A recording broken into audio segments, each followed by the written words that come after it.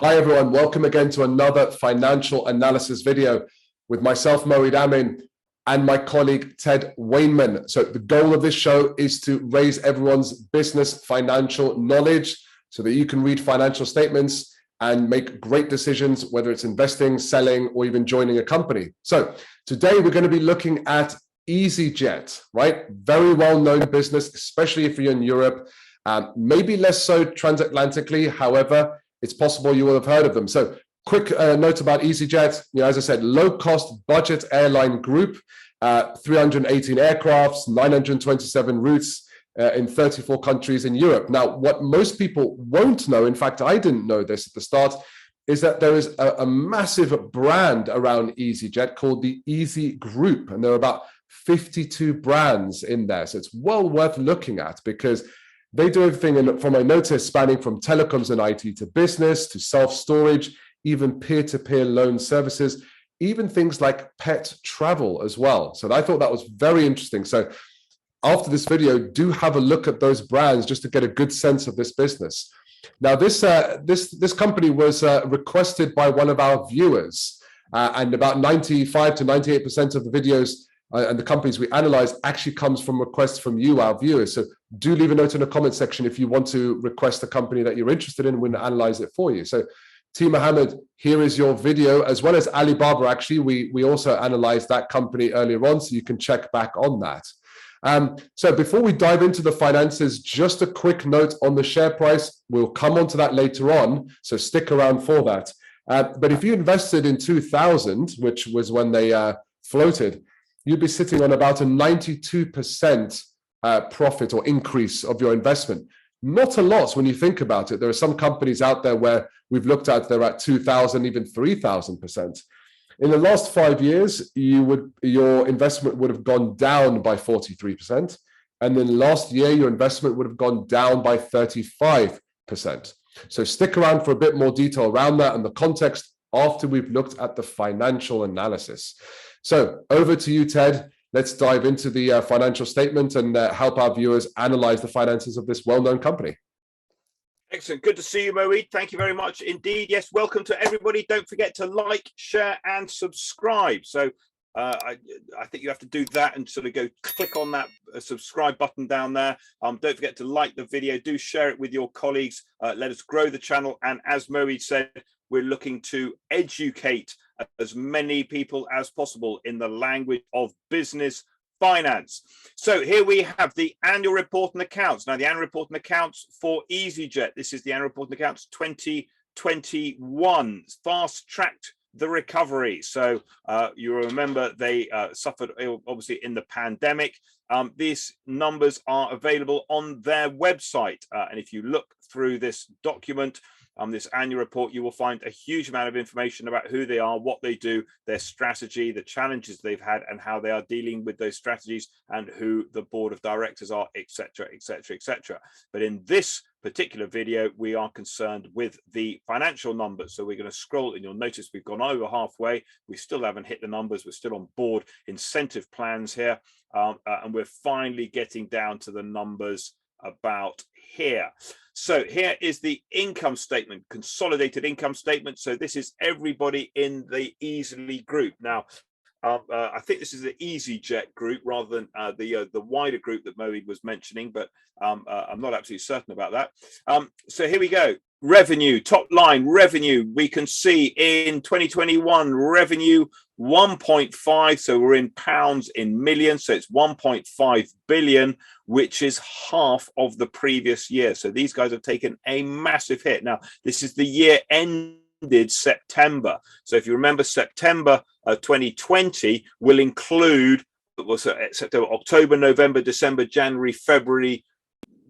Well, basically 5 months of normal revenue, and then certainly here in the UK, the lockdowns all started to take effect in March, and that's really where these guys would have seen a big hit. So you've got kind of 5 months of normal revenue, and then whatever the rest is. so doing his maths, 7 months of kind of not normal revenue, of big lockdown. So, you know, they're still struggling to come out of this. You know, they really are not back to normal at all in the year ended 2021, as we'd expect. So there's going to be a lot of, you know, we're going to expect that to kind of increase over the in the future. We then have the costs of, now this is quite interesting here. So we've got really all of the costs of running easyJet. These are all these numbers here. So you've got things like, you know, so the costs of fuel, well, we're going to expect that to go up over the next few years. Crew costs, that's their salaries, navigation costs, maintenance, and then you've got things like selling and marketing in here. That would be kind of what we would usually categorize as SG&A, or sales, general and administrative costs. But these guys, and for those of you who are familiar with these you know, these videos, will often notice that, you know, we talk about this gross profit, for example, and gross profit is the revenue less the cost of the thing we're selling.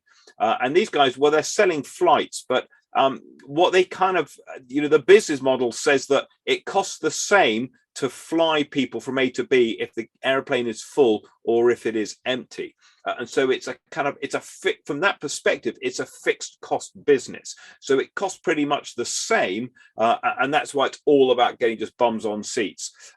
So this kind of, you know, all of these costs here are reasonably fixed. And therefore, they've kind of classified them all together. And then they get down to this, what they call EBITDA. You'll notice that there's a little kind of an extra one here, this R. I'm not actually certain exactly what that R stands for. I have to go and look it up. But EBITDA, earnings before interest, tax, depreciation, amortization, which is kind of a way of looking at controllable profit. It's the profit that we can control, because depreciation, which is kind of the cost of writing off aircraft, and amortization, which is basically depreciation by another word. We amortize intangible assets, things we can't touch, like intellectual property rights and licenses.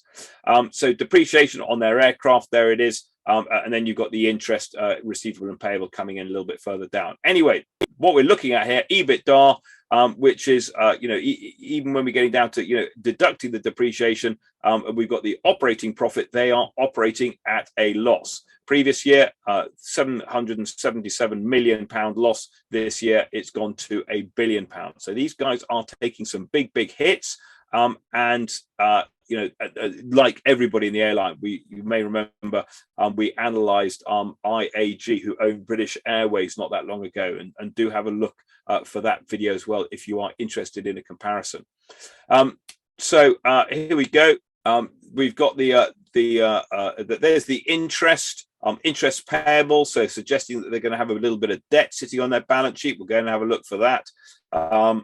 And then they've got you know, they get a tax refund, which is nice, but they're still making a loss of nearly £1 billion in the year, up from £750 million in the previous year.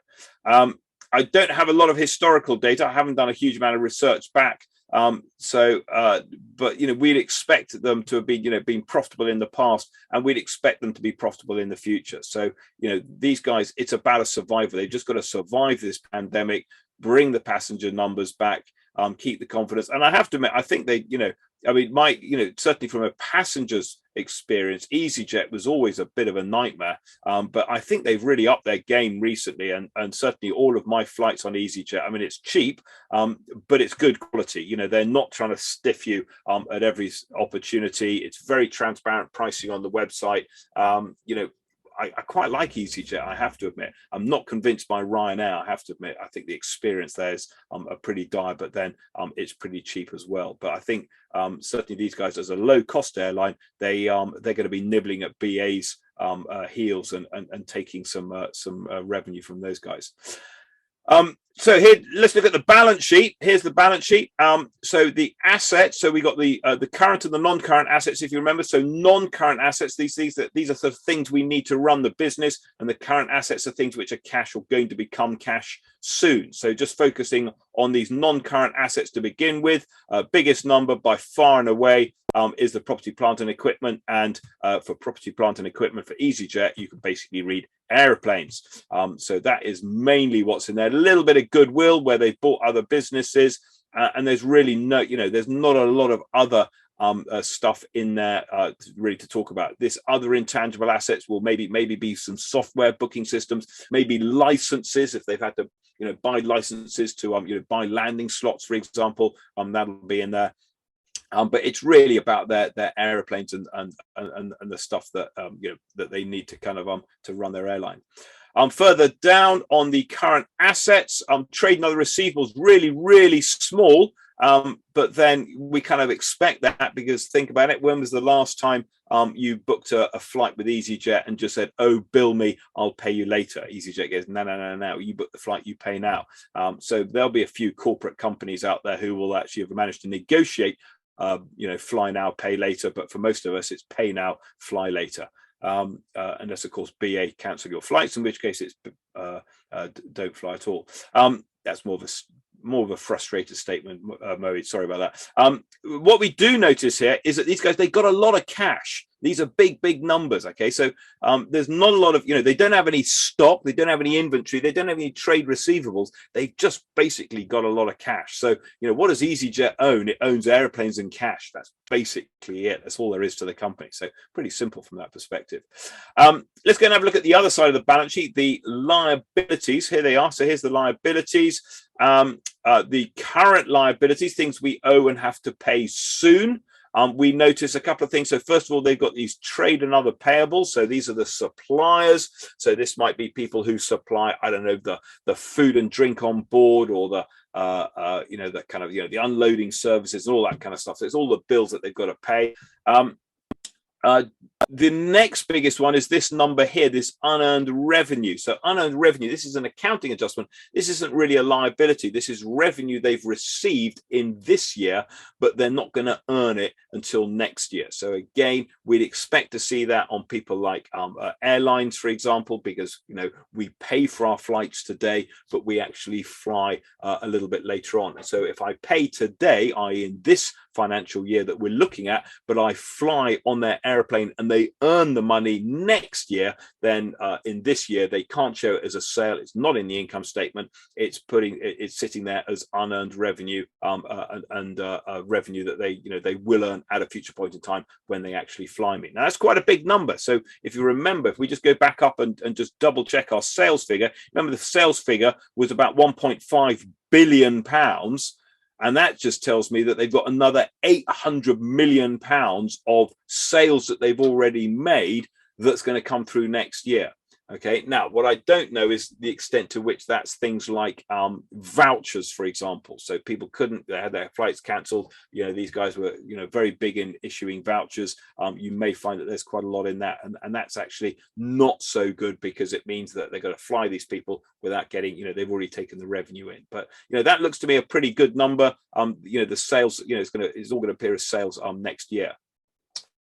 We've got a little bit of borrowings. And we expect that. There's the borrowings. You'll notice down the bottom in the long term, or the non-current liabilities, and we saw the interest that they were paying in the income statement. Well, they've got about 3.4 billion of debt, and that's why they are paying that interest. So we kind of expect that. And then also there's these two numbers here, these lease liabilities. And this is really saying they've got some airplanes, but a lot of those airplanes will be leased rather than owned. And they have to show the liability for those leases. And interesting, quite a big a provision for liabilities and charges. This is kind of stuff that we think we're going to have to pay out. So not sure what that is. It may be refunds, it may be cancellation charges. So do remember, if you are on any flight here that either starts or ends in Europe, and that flight is cancelled or delayed, you can claim compensation under, I think it's EU Directive 261. You might have to correct me on that, but certainly worth knowing. And it may be that those are kind of liabilities that they actually have to pay or set aside, just in case people do actually pursue that compensation. So if anybody's watching had their flight cancelled, worth just checking whether you are entitled to a refund, not only a refund of the ticket, but also compensation. So there's the balance sheet, or there's the income, the assets and the liabilities of the balance sheet. Down the bottom, we've got the shareholders' equity. What's standing out So first of all, we notice that the total equity is the same as the net assets. That means the balance sheet balances, so that's a good thing. This number here is the retained earnings. You'll see the retained earnings has gone down, and the reason that the retained earnings has gone down is because obviously they've made a loss. What you will also notice here is that the share capital and share premium have increased. So this would tell me that I expect this company has issued shares in order to to raise more funds, and that kind of makes sense. A lot of airline companies, pandemic hits, they suddenly go, oh my god, I don't have the cash reserves, I wasn't expecting this, and they go back to the shareholders and say, look, we need to issue more shares, we need some investment in order to survive this, and we'll be able to confirm that a little bit later on. So here we see the movement in equity. So from that 960 of retained earnings through to the 111 retained earnings, and there's the loss coming through. So the loss for the period, that's these numbers coming in here, and we also notice that there's net proceeds. There's the net proceeds from the rights issue. So the rights issue is effectively issuing shares. Now it's called a rights issue, just as a little note. A rights issue basically means that existing shareholders have the right, not the obligation, but the right to buy those shares before anybody else, and that basically tries to avoid dilution. So if you own 25%, for example, of easyJet, and it issues a whole lot of shares, extra shares, there's a potential that you're going to earn less than 25% or own less than 25%, and therefore for a rights issue you have the right to buy those shares in order to maintain the degree of control that you had before. Okay, so that's what a rights issue is, in case anybody is interested. So there's our movement in equity. Coming down to the cash flow. So quite interesting here. Cash used in operations, negative. So quite interesting that we've got these negative numbers. Now we'd expect that to be positive. And the reason we expect it to be positive, again, is because of the business model where, I pay for a flight today, but they actually deliver the flight tomorrow. So the fact that they've actually, experienced negative cash flows in both years really shows the impact of that pandemic.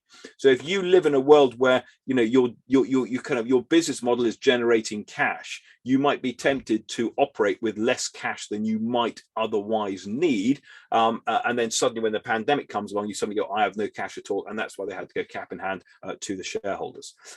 So we'd expect that to come back as the business comes back, the profitability comes back. We'd expect stronger cash flows to come back as well.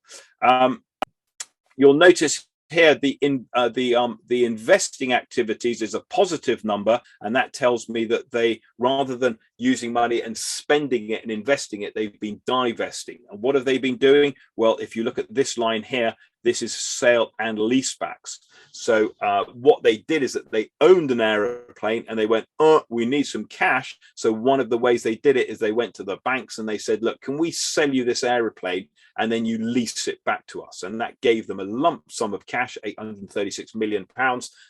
And now, where, if you remember, we saw that the lease assets sitting in their balance sheet, and that had increased. So there's still the same airplanes. It's just that easyJet don't own them anymore. The banks own them, and the banks are now leasing them to them, and that's really helped their cash flow and allowed them to kind of raise additional funds. But even that wasn't enough in the pandemic, which is why they have had to raise additional funds, both from the issue of shares, there's the share issue, and also from the proceeds of debt financing. Now, some of that debt financing has been refinancing. So you can see in the previous year, they borrowed some money. It looks like they kind of repaid some of that money and then borrowed a whole lot more. So, but on a net basis, they are raising more money through debt. So all of that cash they've got sitting in the bank is really driven by issuing shares, borrowing more money, and leasing back their selling their airplanes and then leasing them back, and effectively that has given them a net increase of 1.3 billion. Okay, so just remind ourselves that this 1 billion, they lost a billion from their trading operations, which means that they've raised 2.3 billion through sale of aircraft and through issuing shares and issuing debt. And that's why just to scroll down to the very bottom, we see that the cash has increased. So the cash and cash equivalents at the beginning of the year, cash and cash equivalents at the end of the year.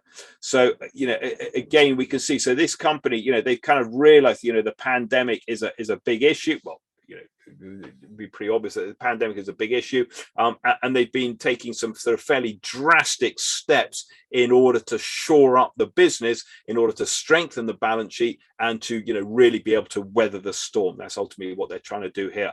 And then hopefully the good times are just around the corner. We're back in the skies, we're back flying on holiday, but obviously these guys, they're not out of the woods yet. We think about what's going on in Ukraine, for example. People starting to use Zoom and getting familiar and comfortable with online meetings rather than having to fly everywhere. ESG and the kind of the social dilemma, the increase in the price of oil, which means that flights are going to go up, the increase in the cost of living. So maybe I can't go overseas, it's a staycation. So these guys are by no means out of the woods yet, and there are some significant headwinds for them coming up. But then no different to anybody else in the same sector. So it's not like they're experiencing anything different. And out of any airline, they look pretty well positioned. I'd sort of I'd give their balance sheet a pretty high rating in terms of the strength of that balance sheet. They're not kind of tottering on the edge and about to sort of fall over. So what does this mean for their share price? Well, let's go and have a look at their share price. Here it is. So their market cap is 4.3 billion pounds. There it is down the bottom for you. There's no P ratio because there is no E, because they don't earn anything. They're making a loss. There's no dividend yield because they are not paying a dividend for obvious reasons. And we can see from the kind of the share price. So that's the pandemic there. You can kind of see the pandemic, suddenly it's just like, oh my God, these guys are going to completely go. And then we get down to the bottom and everyone thinks, wow, buying opportunity, and the share price goes up, and then they go, oops, we've overcooked it a bit, and the share price comes back down again, etc., etc. If we look at this, obviously it's up, on a sort of on an all-time basis, but that's kind of irrelevant. So you can kind of see the kind of, there's a big increase around here, and I haven't looked at the history of this company, so I don't know exactly what it is, but it's very difficult to determine a trend. Quite often, those of you who are sort of familiar with these videos, you'll see I kind of, I take a chartist approach, and I say, oh, look, there's a trend here, and it's kind of, it's going to bounce up like that, for example, and that's what we expect it to go. But there's nothing like that on these guys. It's is that a buying opportunity? Is it a selling opportunity? Honestly, I don't know. I mean, I think they've got a good brand. I don't think they're going to go anywhere. I think it's a pretty well-run company. I think they've got a nice niche because they're not British Airways, which is starting to lose its mantle and sort of drop down the kind of I don't know, the kind of the luxury scale, I guess. They're not Emirates, they're not right up at the very top there, but then they're not Ryanair, which is just cheap as chips and actually not a particularly nice customer experience. So I think easyJet have they've got themselves into a really nice niche. They're kind of, if I could liken it to supermarkets, if BA wants to be Waitrose but is kind of dropping off that kind of Waitrose mantle, and if Ryanair wants to be Aldi and Lidl, easyJet is Tesco. It does what it says on the tin. It's a really good experience. They'll come back. They've got a pretty strong balance sheet. I'm not convinced, necessarily that they're a buy. I'm not convinced that, I'm not sure that, I really am a big investor in airlines anyway. They're quite fickle creatures, but I think it's a nice company. They're going to be around for a long time. I think they're pretty well run, and the finances are looking, not unreasonable, if that makes sense, Moeed. So there's my kind of my threepence worth, if there is such a thing as a threepence, sixpence worth, tuppence worth, whatever it is, on easyJet. Yeah, good analysis. I take a different approach, right? I think I agree with you. Airlines are not an industry that I invest in. The margins are, for me, too slim. There's just too much that can go wrong in my view. But being in the Tesco middle can really hurt you in recessions or tough times, because people will either, the very rich will continue with what they have and they have the money to spend it, and a lot of people will basically just really look at their money and kind of cut away expenses as much as possible. So as you said, they either might stay at home or staycation, or if they do fly, they'll probably use someone like Ryanair, unless easyJet can produce prices that are really competitive compared to them. So it'd be interesting to see how easyJet performs in this unusual time. So if any of our viewers are airline industry experts, please leave a note in the comment section. We would love to hear from you. This is a community at the end of the day. We're all helping each other to raise our financial education. If there is a company that you wish for us to analyze, whether you're thinking about selling to them, investing in them, or joining them as an employee, do leave a note in the comment section making a request. Put a comment in there, because comment gives us context. Context helps us prioritize your video if it sounds interesting. So, and again, like, share, subscribe. So until the next video, thank you, Ted. Thank you, everyone else. We'll see you on the next analysis. Bye for now. Good to see you, Mary.